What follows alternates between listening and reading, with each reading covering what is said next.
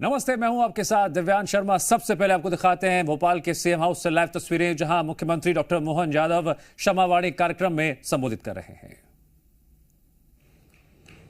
आज के इस बहुत ही गरिमापूर्ण, आनंददायी, शुभदायी और मन को एक तरह से आत्मीयता से डुबोने वाले इस पूरे मंच के लिए अभिनंदन करें आप जोरदार तरीके से हमारे अपने पूरे मंच के लिए। खजुराहो के यशस्वी सांसद और भारतीय जनता पार्टी प्रदेश के अध्यक्ष श्रीमान विष्णुदत्त शर्मा जी हमारे बीच मौजूद हैं, मैं उनका भी अभिनंदन करता हूं।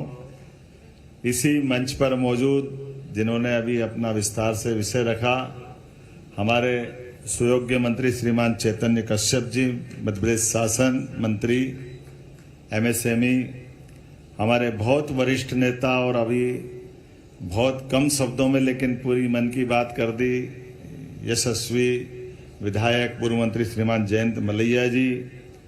इस अवसर पर मेरे अभिन्न मित्र जावत के विधायक पूर्व मंत्री श्रीमान ओम सकलेचा जी, हमारे पूर्व मंत्री माननीय सुरेंद्र पटवा जी,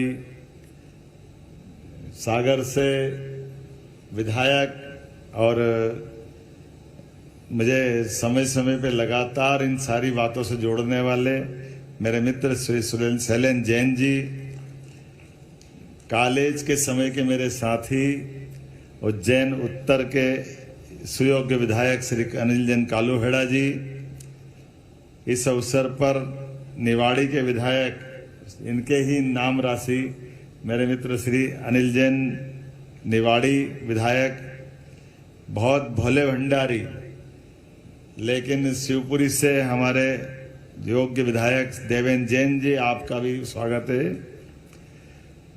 श्री दिनेश जैन बॉस, मेरे साइंस कॉलेज के साथी, हमारे बहुत अच्छे विधायक हैं महिदपुर के दिनेश जैन जी, मंदसौर के विधायक विपिन जैन जी, हमारे पूर्व मंत्री शरद जैन जी, इस अवसर पर मौजूद भाजपा के प्रदेश मंत्री और जिनने पूरी रचना रूपरेखा बनाई मेरे मित्र राहुल कोठारी जी, हमारे कोषाध्यक्ष जिनकी बारीक निगाह हमारे सारे कामों के खर्चों के व्यवस्था पे रहती है, अखिलेश जैन जी। इस अवसर पर टीनू जैन जी, टीनू का नाम टीनू नहीं दीपक जैन है ना, तीनों घर का नाम है, योगेश मेहता जी, मनोज जैन जी, राजेश तातेड़ जी, राजेश जैन जी प्रांत मंत्री विश्व हिंदू परिषद, सुनील जैन जी, कांतिलाल जैन चत्तर जी, मुकेश राका जी, अशोक जैन चायवाला जी, ओम जैन जी पूर्व फार्मेसी काउंसिल के चेयरमैन। मेरे नाम के साथ किसी ने अच्छे से संबंध किया और मुझे बताया कि मेरा सरनेम भी, तो मैं उस बात के लिए धन्यवाद भी देता हूं, लेकिन मैं और संशोधन कर देता हूं कि मैं जैन के साथ उज्जैन से हूं। मैं और उज्जैनी की सनातन परंपरा में उज्जैनी का नाम उज्जैन नहीं है, ये उज्जैनी है, उत्कर्ष की नगरी है, और ये जैन परंपरा को भी मानने वाली नगरी हजारों हजार साल से, और केवल एक जगह नहीं, हम सब सौभाग्यशाली हैं। हमारे अपने पूरे दर्शन को, भारतवर्ष के दर्शन को कोई समझेगा तो वो हमारे इस जैन धर्म की, भगवान महावीर स्वामी की, सभी तीर्थंकरों की हमारी वो उज्जवल परंपरा को पालन करने वाला हमारा भारतवर्ष है, जिनके कारण से कभी कोई ये समझेगा तो उसको कठिन जाएगा। कोई भी देश अपने अस्तित्व को लेके जब आगे बढ़ता है तो वो हमेशा मार्ग से भटकने के उसके एहसास होते हैं, और मार्ग से भटकने के कारण क्या होते हैं, जब देश अपनी उन्नति करता है, प्रगति करता है, समर्थ बनता है, सक्षम बनता है, तो सक्षम समर्थ बनते ही उसकी दिशा भटकने के रास्ते चालू होते हैं। वो रास्ते कैसे निकलते हैं, वो अपनी सीमा उल्लंघन करता है, दूसरे पे आक्रमण करके उसको अपने देश के अधीन बनाना चाहता है, दूसरे पे आक्रमण करके वो अपनी संस्कृति को लादना चाहता है, दूसरे को मिटा करके वो अपनी ताकत को दिखाना चाहता है। ये कई कई देशों में हजारों हजार साल से ये परंपरा चलती है।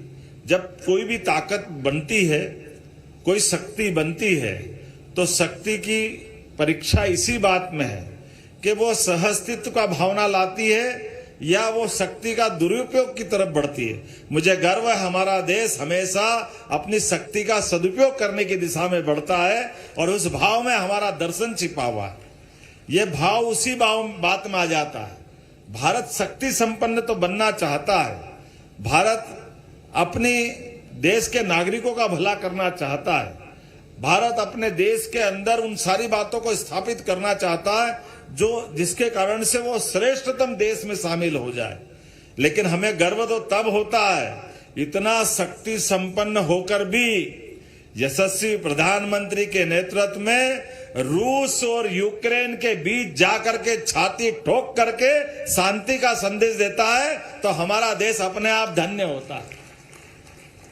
सच्चे अर्थों में ये हमारे उस भाव की लेकर चलने की ध्वजावाहक हमारे देश का नेतृत्व, हमारे देश का सबसे बड़े पद पे सुशोभित करने वाले यशस्वी प्रधानमंत्री इस भाव से सच्चे अर्थ में महावीर स्वामी के उस उदात्त विचार को ले जाते हैं, हम तब धन्य हो जाते हैं।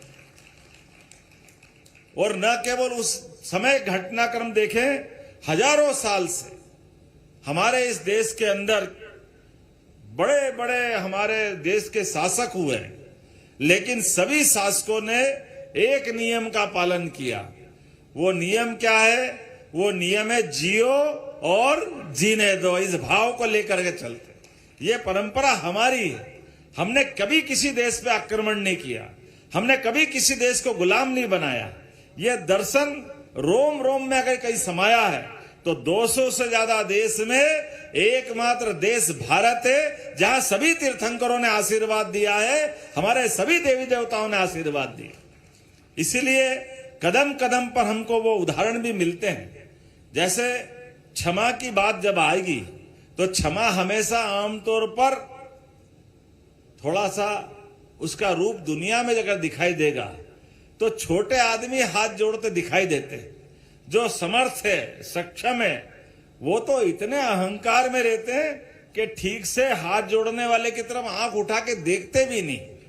उसकी तरफ, अपनी तरफ से उसको ऐसा एहसास कराते कि वो हाथ जोड़ने वाला हीनता से ग्रसित हो जाए। उसके मन के भाव को समझने के बजाय ये अहंकार और विनम्रता के बीच का जो परस्पर अंतर है, सच्चे अर्थों में यहीं आकर के हमारी अपनी दृष्टि का बदलाव चाहिए। और ये जब छोटा आदमी बड़े आदमी के प्रति क्षमा का भाव रखे वो तो समझ में आता, लेकिन बड़ा आदमी छोटे के प्रति विनम्रता धारण करे तो वो वीरता की श्रेणी में आता है। और ये वीरता का मार्ग दिखाने वाला दर्शन है। सच्चे अर्थों में वीर से महावीर का मार्ग अगर कोई है तो ये हमारी क्षमावाणी पर्व का आयोजन है। ये हमको गौरवान्वित करता है। जो समर्थ है, शक्तिशाली है, शक्ति संपन्न है, उसके अंदर भी ये संस्कार आ जाए। ये संस्कार हमको अपनी धाराओं से मिलता है। इसलिए हमारे चाहे दिगंबर समाज का हो, चाहे श्वेतांबर समाज का हो, अभी मैं तालमेल मिलाने का प्रयास कर रहा था। ये बड़ा आनंद का विषय, थोड़ा विनोद का जरूर हो सकता है।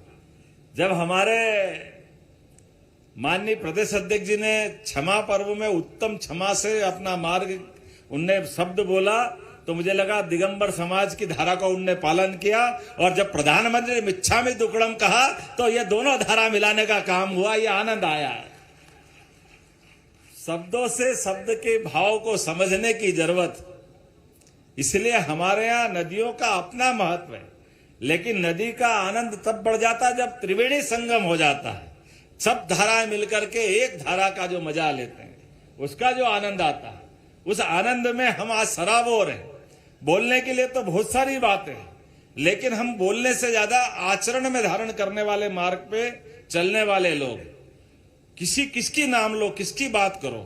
हर एक आचार्य ने जिस भी मार्ग से हमको लेकर आगे बढ़ने का रास्ता दिखाया, स्वयं ने पहले धारण किया, स्वयं ने रोम रोम में समाया। और बड़ा कठिन होता है अपने घर को छोड़ना, लेकिन घर को छोड़ना तो छोड़ना, घर को छोड़ते छोड़ते अपने दिनचर्या के अंदर जो न्यूनतम जरूरतें भी है, मैं आचार्य विद्यासागर जी के उस व्रत को याद करता हूं जिसके बलबूते पर जीवन के लिए जो जरूरी है, वैसे भी 24 घंटे में एक बार आहार ग्रहण करना है, लेकिन उस आहार ग्रहण करने में भी शक्कर नहीं, नमक नहीं, सूखा या किसी प्रकार का मेवा नहीं, और तो तेल भी नहीं, तो बचेगा क्या? मैं ये सोच सोच के डर जाता हूं। लेकिन पूरा जीवन आनंद से गुजारते हैं। वो अपने लिए नहीं जी रहे थे, वो हम सबको मार्गदर्शन कर रहे थे। हमारे बीच में हमने अपनी आंखों से, ये हमारे जो चर्म चक्षु है, इन चर्म चक्षुओं की सीमाएं हैं, इन सीमाओं के अंदर हम जो देखते हैं उसमें बहुत सारे शंका, बहुत सारे मार्ग में कई प्रकार की अउल्लेखनीय उल्लेखनीय घटनाएं घटती है। लेकिन इनके बीच में भी जैसे कमल दल अपने विशाल तालाब में, सागर में, अपने बीच इतनी जलराशि के बावजूद भी एक बूंद भर भी जल अपने पत्ते पे पसंद नहीं करता है। इस भाव से जीना अगर कहीं मिलता है तो हमारे जैन संतों के माध्यम से मिलता है। हमारा सबका सौभाग्य जो जीते जी कमल दल के समान, कितनी भी बुराइयां हो, कितनी भी गंदगी हो, कितने भी अलग प्रकार के वातावरण हो, ऐसे में अपने आप को जैसे ही सूर्योदय होता है, जैसे कमल पुष्प खिल करके आनंद देता है, ऐसी वो अपनी पखड़ी पखड़ी निखार करके हमको जीने की प्रेरणा देते हैं, आनंद में डुबो देते हैं, हमें मार्ग में बढ़ने का संबल और सहारा देते हैं। हमारा सौभाग्य है आज के इस अवसर पर जब उत्तम क्षमा मिच्छामि दुक्कड़म, सबसे क्षमा, सबको क्षमा, लंबी बातें कर सकते हैं, लेकिन इसको कहां से देखेंगे? हमारी परंपरा है, हम तो उस संस्कृति के लोग हैं जो सो करके भी उठते हैं तो पृथ्वी माता पे भी अगर पैर रखते तो पहले क्षमा मांगते हैं, हे माँ क्षमा करना, हमारी मजबूरी है, लेकिन आप बालक समझ के हमको निभा लेना। ग्वाला दूध निकालेगा, दूध निकालने में अपने लिए वो जब दूध निकालता है तो गौमाता से क्षमा मांगता है कि माँ मैं दूध ले रहा हूं, लेकिन आपके बछड़े का भी रख रहा हूं, ले भी मैं बड़ा बछड़ा हूं, मेरे परिवार की तरह से आपसे मैं कुछ पाना चाहता हूं, मुझे क्षमा करना है। वो अपने अंश में से निकाल कर देने वाले अंश के साथ वो हमको आशीर्वाद देती है। इसलिए 33 करोड़ देवी देवता का वास अगर किसी में माना गया है तो गौमाता के साथ माना गया, जो हमारी माता से भी उच्च स्थान धारण करती। इसलिए सभी प्रकार के जीवों में हम गौमाता को देख करके हमारी संस्कृति को समझ सकते हैं। और इसीलिए जब हमारी सरकार बनी, कुछ निर्णय हमने किए, जो निर्णयों को मैं दोहराना तो नहीं जाऊंगा, लेकिन याद दिलाना चाहूंगा। हमने अपने सबने देखा, जब हम अपने इस पूरे भारतवर्ष के परिप्रेक्ष्य में देखते हैं तो हम अपने अपने तरह से जीवन जीते हैं, और जो हमारा मार्ग है वो किसी को दबाने का तो नहीं है, लेकिन किसी को दबाने के साथ साथ शासन का एक अपना धर्म भी है। शासन इस बात को भी देखे कि हाँ, मैं अपने सब वर्ग की सम्मान करने के भाव से शासन चलाना चाहता हूं। तो सब वर्ग की जब बात करता हूं तो एक बड़ा वर्ग ऐसा है जो खुलेआम मांस मछली बेचने का विरोध करता है, तो इनकी दुकानें कैसे चल सकती है? उनका अपना नियत स्थान होगा, वो खुलेआम तो नहीं बिकेगी। ये हमारी सरकार के निर्णयों में हमने प्रमुख निर्णय धारण किया था। हम मना नहीं कर रहे, जिसका भक्षण है वो भक्ष करे, वो जिनका भोजन है वो धारण करे, लेकिन जो इसको नहीं मानता, जो नहीं खाता है, जबरदस्ती उसके सामने क्यों खटाखट होना? इस व्यवस्था को कैसे बर्दाश्त कर सकते? ये तो नहीं हो सकता। और वो कानून सम्मत है, उसमें कोई नया कानून नहीं लगाया, कानून का सिस्टम है। और अब तो फूड सेफ्टी नियम और अच्छे आ गए, जिसके आधार पर उनका अपना स्थान, उनको रखने के तरीके, तो कानून का पालन कराने के लिए, कानून के लिए तो हमने शपथ ली है। और काहे के लिए? सरकार काहे के लिए होती है? सरकार का मतलब ही है संविधान प्रदत्त अधिकारों के साथ उपयुक्त नियमों के आधार पर शासन और प्रशासन के बीच वो सब सुव्यवस्था स्थापित करे जो उसको दी गई है, और उस ताकत का इस्तेमाल करने के लिए हमने इसी सुमार्ग पर चलने का निर्णय किया है। मुझे इस बात का और आनंद है, कई सारी बातें कह सकता हूं, लेकिन चूंकि बात दोबारा दोहराना चाहता हूं, भारत सरकार के माध्यम से सागर में मेडिकल कॉलेज जो खुलने वाला उसकी मंजूरी आ गई है। आचार्य विद्यासागर जी के नाम पर हमने इस मेडिकल कॉलेज को रखने की घोषणा की। और केवल हम सागर की बात नहीं कर रहे, हमारे यहाँ कोविड के कठिन काल में आयुर्वेद के ऊपर कितना भरोसा अपने देश का था। जब एलोपैथिक फेल हुई थी तब आयुर्वेद के काढ़ों से शुरुआत में, बाद में टीके लगे, बाद में दवाई इजाद हुई। शुरू में तो आयुर्वेद से बचे थे, एलोपैथिक हो होम्योपैथिक हो, सब लोगों ने आयुर्वेद के काढ़ा लिया था। और हमारे यहाँ तो भाग्य से मध्य प्रदेश के अंदर इतनी वन औषधियां हैं, इतनी प्रकार की परंपरा ने दवाइयां दी है, इसका सबका सदुपयोग आयुर्वेद के माध्यम से होता है। तो हमने अपने सभी संभागों के अंदर आयुर्वेदिक कॉलेज खोलने की घोषणा की है। मुझे इस बात का गर्व है, हमारे आयुर्वेदिक भी खुलेंगे, एलोपैथिक भी खुलेंगे। मैं इसी सत्र में 3 मेडिकल कॉलेज, नीमच मंदसौर से भी लोग आए और सिवनी से भी आए। अगले महीने आपके तीनों कॉलेज का लोकार्पण होने वाला, मैं बधाई देना चाहूंगा नीमच मंदसौर और पूरे प्रदेश वासियों को। 3 मेडिकल कॉलेज एक साथ हमारे यशस्वी प्रधानमंत्री के नेतृत्व में हमको मिल रहे हैं। मैं आज के इस अवसर पर एक चीज की जरूर घोषणा करना चाहूंगा। भारतीय जनता पार्टी के हमारे प्रदेश अध्यक्ष बैठे हैं और विधानसभा चुनाव के पहले हमने एक संकल्प लिया था कि जब हमारी सरकार बनेगी तो हम जैन कल्याण बोर्ड का गठन करेंगे। तो मैं आज उस जैन कल्याण बोर्ड के गठन करने की घोषणा करता हूं।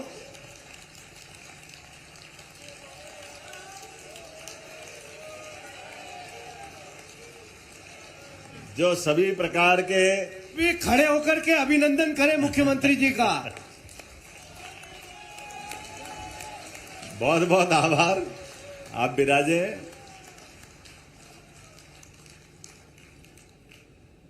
एक और घोषणा कर रहा हूं। हमारे बिहार के दरमियान हमारे मुनिगण, आचार्यगण, साधु संत जब भी किसी स्थान पर नगरीय निकाय के या पंचायत के क्षेत्र से गुजरेंगे और कोई शासकीय भवन की अगर उनको आवश्यकता लगेगी, शासन निःशुल्क उपलब्ध कराएगा, सर्वोच्च प्राथमिकता से उपलब्ध कराएगा। ये हमारी जवाबदारी है। उनने तो मन का संकल्प लिया है, वो तो देव मार्ग पे चल रहे हैं, लेकिन बाकी चीजों के लिए सरकार का काम ही है कि सरकार इन सारी बातों का विचार करे। एक और बात, आप कोई नई गौशाला अगर खोलना चाहेंगे तो सरकार 40 रुपया प्रति गौमाता के हिसाब से उसका भी प्रबंधन करेगी और गौशालाओं को प्रोत्साहन देंगे। हमारी सरकार ने केवल गौशाला को रखना ऐसा नहीं है, और भी बड़ा निर्णय किया है कि हमारे यहाँ तो दूध दही की नदियां बहती थी, हमारी परंपरा इतनी उज्जवल है। और ऐसे में गरीब से गरीब आदमी भी अपने खेती बाड़ी के साथ में वो पशुपालन करते हुए, गोपालन करते हुए अलग से आय बढ़ाता। तो हमारी सरकार ने निर्णय किया है कि जो हमारी ऐसी गौमाता जो दूध नहीं देती है, बीमार है, अपाहिज है, लावारिस है, वो तो सारी गौशालाएं हम सरकार के माध्यम से चलाएंगे। लेकिन घर घर गौमाता लोग पाले, इसको प्रोत्साहन देने के लिए इसमें भी अनुदान देने वाले हैं। 10 से ज्यादा जो गाय पालेगा, दूध को सरकार को या अपने नियत दूध सहकारी दुग्ध संघ को देगा, इसके ऊपर भी दूध के ऊपर बोनस चालू करने का निर्णय भी हमारी सरकार ने किया है और इसको हम लागू करने वाले हैं। आज के इस अवसर पर बोलने के लिए तो बहुत सारी बातें थी, लेकिन जैसे आपने वीडियो थोड़ी देर पहले आया उसमें देख लिया है। नई शिक्षा नीति के माध्यम से हमारे तीर्थंकरों की श्रेष्ठ शिक्षाओं को हमने पाठ्यक्रम में स्थान देने का प्रयास किया है, ताकि हम अपने दर्शन को आने वाली पीढ़ी को भी समझा सकें। और जो हमारे धर्म का मानने वाला भले ही नहीं हो, लेकिन वो जानना चाहता जैन धर्म क्या है, जैन दर्शन क्या है, जैन हमारे तीर्थंकरों भगवानों ने क्या किया, उनके सभी पक्षों को पढ़ने के लिए अगर वो मौका चाहेगा तो उच्च शिक्षा और स्कूल शिक्षा में पाठ्यक्रम में हम स्थान दे करके एक तरह से इस बात को भी समझाना चाहेंगे। मैं आज के इस अवसर पर इस पूरे आयोजन के लिए सभी मित्रों को बधाई देना चाहूंगा जिनने बहुत मेहनत की है। सारे के सारे मंच के सामने बैठे हुए सम आदरणीय सभी भाइयों बहनों को भी नमस्कार करता हूं और भगवान महावीर स्वामी हम सब पे कृपा करेंगे। बोले भगवान महावीर स्वामी की बहुत बहुत धन्यवाद सर। और आपने बताया कि जैन होने के साथ साथ उज्जैन से आप हैं, तो मेरा भी सर उज्जैन से नाता है। मेरे जो ब्रदर थे सर